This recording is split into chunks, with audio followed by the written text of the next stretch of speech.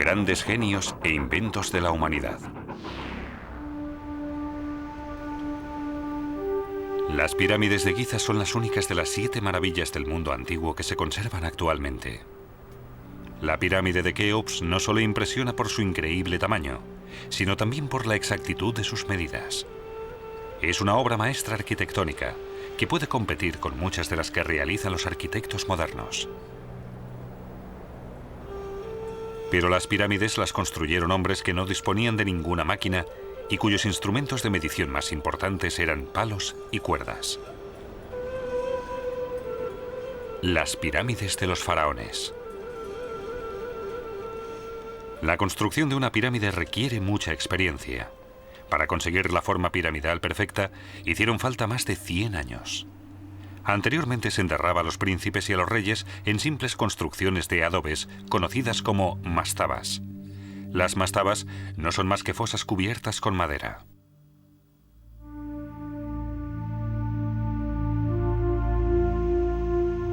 La primera pirámide la ordenó construir el faraón Zoser en Saqqara.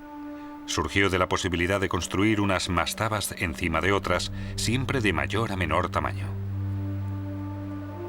La pirámide de Saqqara tenía 6 escalones y una altura de 60 metros, y es la única pirámide que no tiene la planta cuadrada.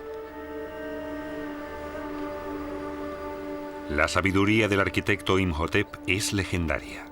Se le admiró por ser un astrónomo magnífico y el padre de la medicina.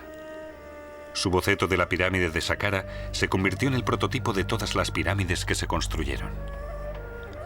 Cuando el faraón Seneferu subió al trono, se basó en el modelo exacto de Imhotep para la construcción de su pirámide en Meidum. Se proyectó como pirámide escalonada, pero después se cubrieron los escalones para que la superficie de los lados quedara lisa. Tiene una altura de 92 metros y los lados miden 144 metros de ancho. Por desgracia, hoy en día apenas se puede apreciar esta grandeza. Durante la construcción, Seneferu ordenó la creación de otras 2 pirámides en Dashur, a 40 kilómetros al norte de Meidum.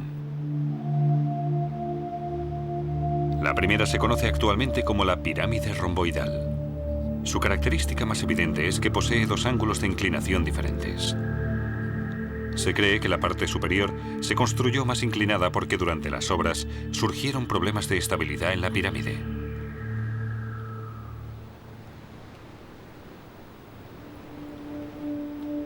La segunda pirámide de Dashur se ha denominado la pirámide roja. Se considera la reacción a los problemas que surgieron en la construcción de la romboidal, pues se le dio el mismo ángulo de inclinación desde la base. Por tanto, fue la primera pirámide uniforme que se construyó y el resultado final de un largo proceso.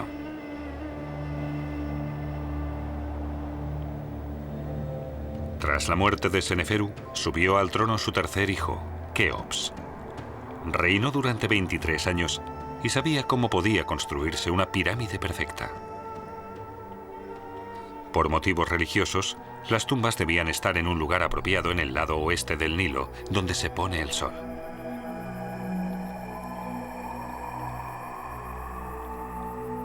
Para ello, lógicamente, era indispensable que estuvieran cerca del Nilo, para poder transportar los materiales de construcción y los alimentos a través del río. Pero ante todo, era necesario que fuera un terreno igualado y liso para construir la base. Todos los lugares en los que se construyeron pirámides cumplían estos requisitos. Keops se decidió por un lugar de construcción ideal, la meseta de Giza. Ahora ya se podía empezar la construcción. Primero se establecería la base. La pirámide de Giza tiene exactamente la misma orientación que todas las pirámides egipcias. Su desviación media de la dirección única hacia el cielo era de solo 6 centésimas de grado.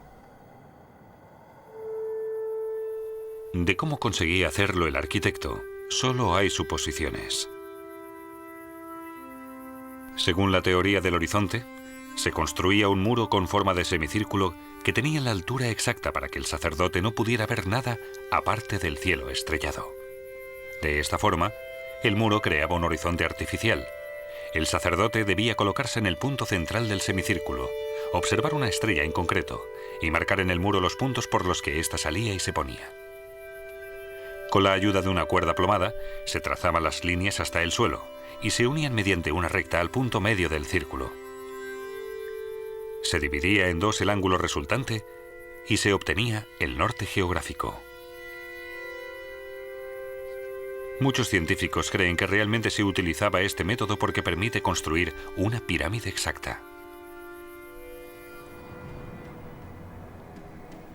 Ahora ya pueden construirse los cimientos, pero la meseta de Giza no es llana. La nivelación del terreno de construcción es una obra maestra artesanal, pues el máximo desnivel que hay en los cimientos es de solo 2,1 centímetros. Hay una teoría que afirma que rodearon el terreno de construcción con un muro bajo y lo llenaron de agua. Después, cavaron varias zanjas debajo del agua, todas ellas exactamente a la misma distancia de la superficie. Retiraron el agua y dejaron el suelo al nivel de las franjas hasta dejar la superficie completamente llana. En el centro, los canteros dejaron una base de piedra que reduciría considerablemente el volumen del tronco de la futura pirámide. Hay otro elemento imprescindible en el lugar de construcción: una fuente inagotable de las piedras adecuadas. A unos 30 metros al sur de la pirámide se encuentran los restos de la llamada cantera de Keops. Allí se excavaron casi 2,8 millones de metros cúbicos. Las piedras no solo se utilizaron para la construcción de la pirámide, sino también para la de otras obras de la meseta. Solo la pirámide de Keops consta de 2,3 millones de bloques de piedra, cada uno de casi 1 metro cúbico y unas 2,5 toneladas de peso. Una pirámide se proyectaba en vida del faraón, pero debía estar concluida para el momento de su cortejo fúnebre. Y un proyecto de esa envergadura solo podía lograrse con la división del trabajo. Pero los trabajadores no eran esclavos, como se creía antes, sino ciudadanos libres. Se construía sobre todo durante la inundación anual del Nilo, ya que en esa época no se podían trabajar las tierras de cultivo. El historiador griego Heródoto afirmó que la construcción de la pirámide había requerido 20 años y 100.000 trabajadores. Hoy sabemos que esa cifra fue en realidad muy inferior. Por los hallazgos, se sabe que para el transporte de las piedras utilizaban una especie de sistema de tablillas. Ponían tablas de madera en el suelo y así lograban reducir la fuerza de rozamiento. De esa forma, con la ayuda de un trineo, conseguían mover bloques grandes en grupos de pocos hombres.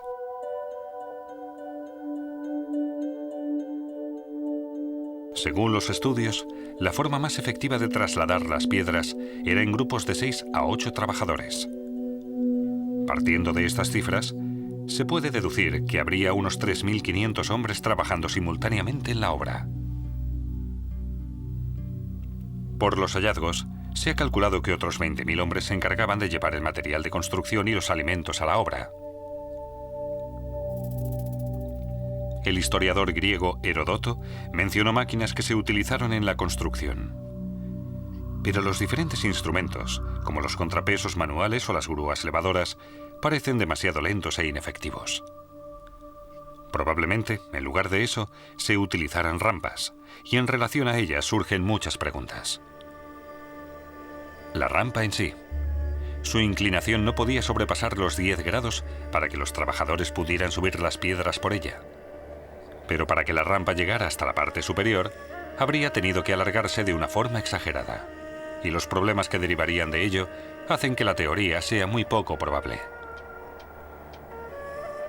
Otra opción es la rampa de espiral. Se cree que rodeaba toda la pirámide. La opción de la rampa interior habría requerido muy poco material, pero la inclinación dentro de la pirámide habría sido demasiado elevada. También habría sido posible una combinación de los distintos métodos.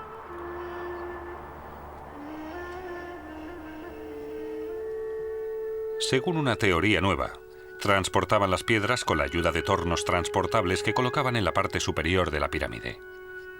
Hay pruebas que así lo demuestran. Los tornos también habrían podido utilizarse conjuntamente con las rampas para facilitar el transporte de las piedras a la parte más alta. El último problema es el de la piedra final, el piramidión. Tenía que llevarse hasta la cúspide de la pirámide. Se cree posible que lo hicieran utilizando solo una rampa y un gran contrapeso. Acabada la obra, se eleva en la meseta de Giza una construcción única de casi 150 metros de altura. Por ello, la pirámide de Keops fue mucho tiempo la construcción más alta del mundo, hasta que la Catedral de Colonia la sobrepasó 10 metros. Sus medidas geométricas son asombrosas. Su base es un cuadrado perfecto, cuyos lados tienen una longitud de 230 metros.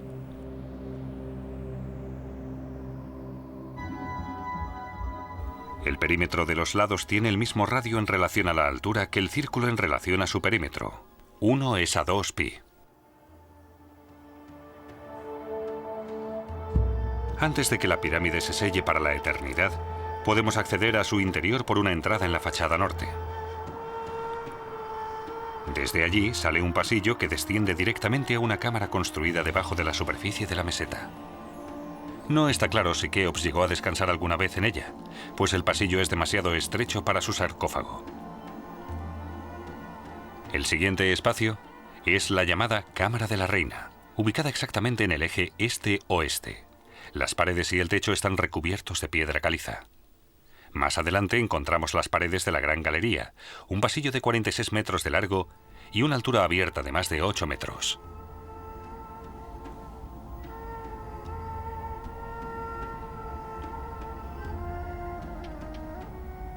Al final de la Gran Galería encontramos lo más sagrado: la Cámara del Rey, revestida de granito rojo. Junto a la pared del lado oeste está el sarcófago de granito, rectangular y abierto. Los techos de la cámara están formados por losas de entre 25 y 50 toneladas. Sobre ellas se encuentran las cámaras de descarga que reducen el peso que soporta de la Cámara del Rey.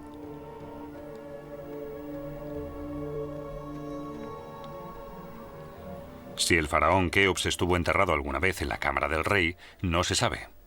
Pero dejó una construcción de majestuosa belleza que aún hoy sigue impresionando a la gente.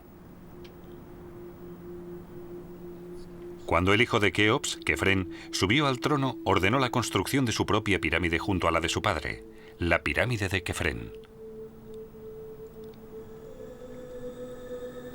Su altura es un poco inferior a la de Keops, pero está construida a 10 metros más de altura sobre la meseta. Por eso da la impresión de que es la pirámide más grande de Giza.